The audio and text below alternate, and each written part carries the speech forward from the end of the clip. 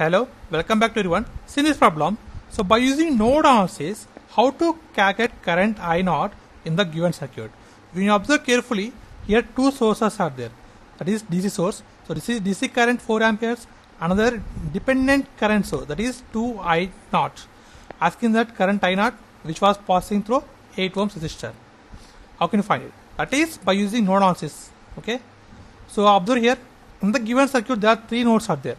So this is one node, this is another node, this is another node. So let's consider here V1 voltage, and here the voltage is V2, and here the voltage is V3. Now apply node analysis, that is KCL, across each node. We will get 3 equations. So by simplifying the 3 equations, we will get I0 value. Let's see here how to do that. We know that according to Ohm's law, current I equal to V by R. Now according to KCL theorem for node analysis, sum of all currents at the node, that's be equal to 0. So for this node V1, at this node V1, there are 3 branches are there. So this is one branch, another this branch, another this branch. So the current in this branch current, in this branch current, means sum of all the current, that's be equal to 0.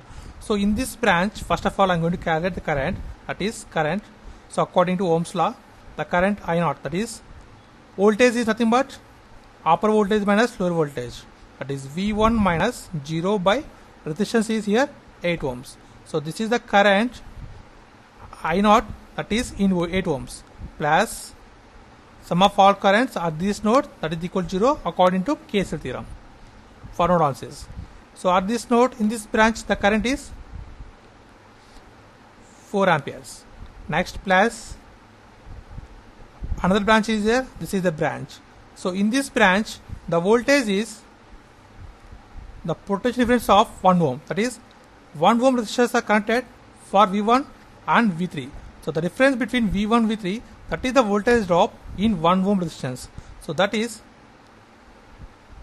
V1 minus V3, that is the voltage by resistance is 1 ohm. That is the current in this branch.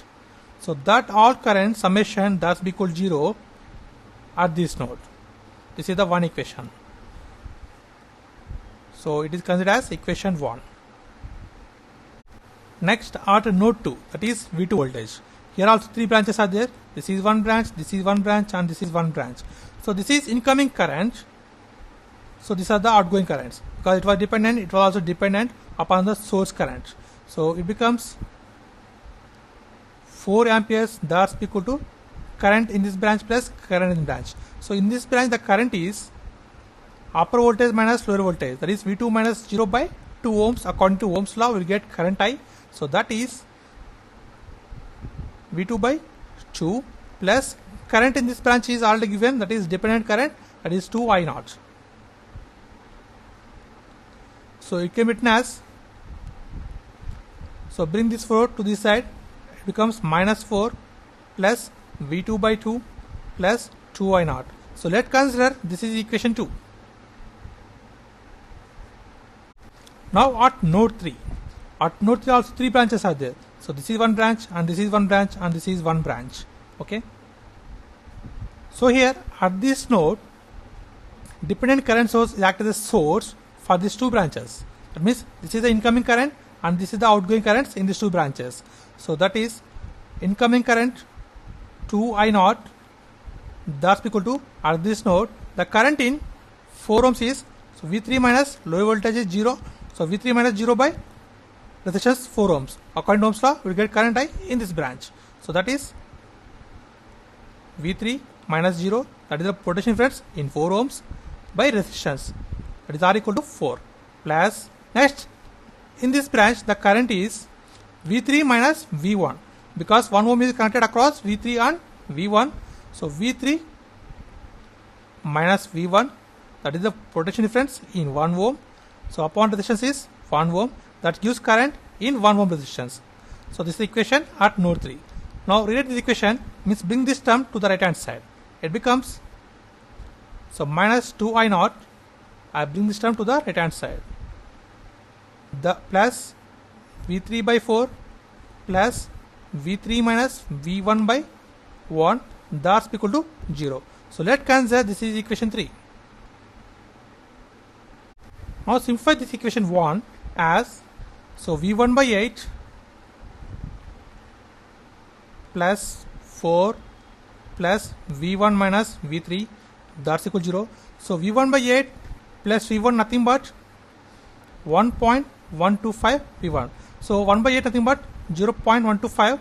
So V1 and here plus V1 is there, it becomes 1.125 V1. So plus minus V3, that's equal to, so bring this 4 to the right hand side, it becomes minus 4. So let's consider this is equation A.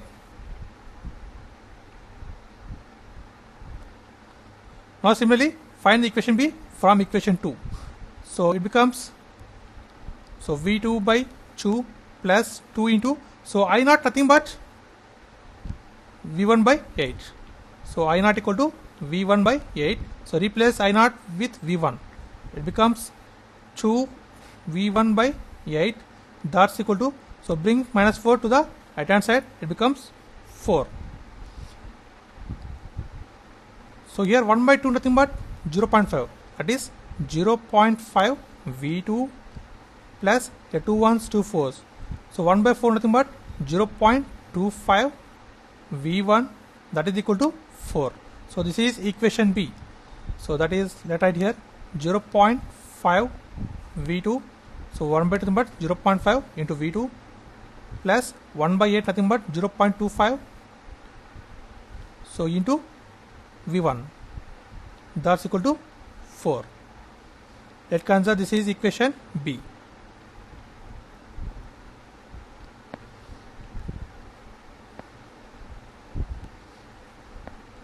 So now we have equation A and equation B. Now final equation is C. So from this equation we'll get equation C. So let's see here. In equation 3 also replace I naught value with V1 by 8.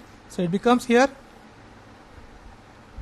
minus 2 into, so I naught is V1 by 8 plus V3 by 4 plus V3 minus V1, that's equal to 0. So here 2 1s 2 4s. So 1 by 4 nothing but 0.25. So here V3 is 0.25 V3 plus 1 V3 nothing but 1.25 V3. So minus V1 minus of 0.25 nothing but minus of 1.25 V1, that's equal to 0. So from this we'll get V3 equal to V1. So y means 1.25 V3. So bring this term to the right hand side, it becomes 1.25 V1. So 1.25 cancel, it becomes V3 equal to V1. So this is equation C. So this is equation A, this is equation B, and this is equation C. Now substitute equation C in equation A. We will get V1 value. Substitute V3 with V1 in equation 1 A. We will get V1 value.